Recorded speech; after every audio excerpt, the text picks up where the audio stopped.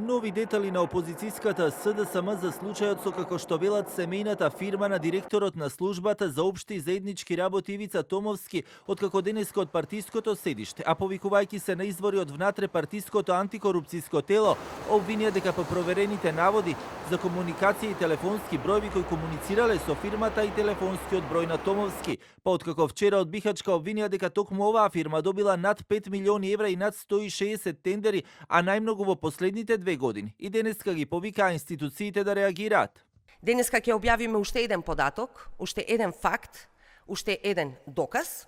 Еве, меѓу телефонските броеви кои што се наведени во оваа семејна фирма, City Outsourcing, е и овој број. И погледнете чија фотографија излегува.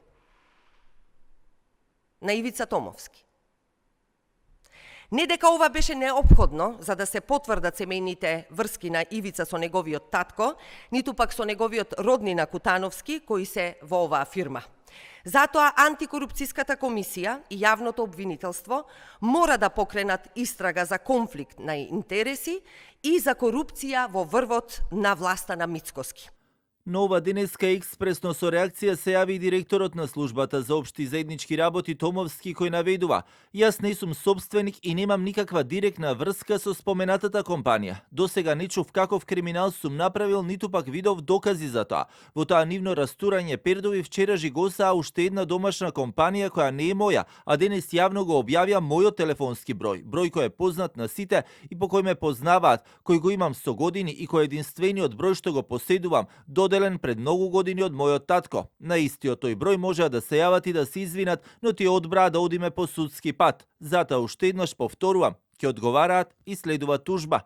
Од компанијата City Outsourcing експресно ја демантираа поврзаноста на Томовски со нив и дека тој нема, како што велат во дописот, никаква деловна, кадровска и друга поврзаност.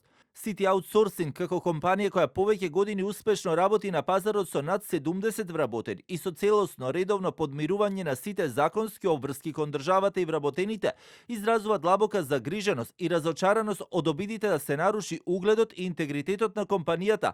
Без да навлегуваме во политичките пресметки или дневно политички наративи, категорично ги демантираме сите изнесени наводи со кои се поврзува споменатото лице со нашата компанија. Истото лице нема никаква деловна, кадровска или друга поврзаност со City Outsourcing.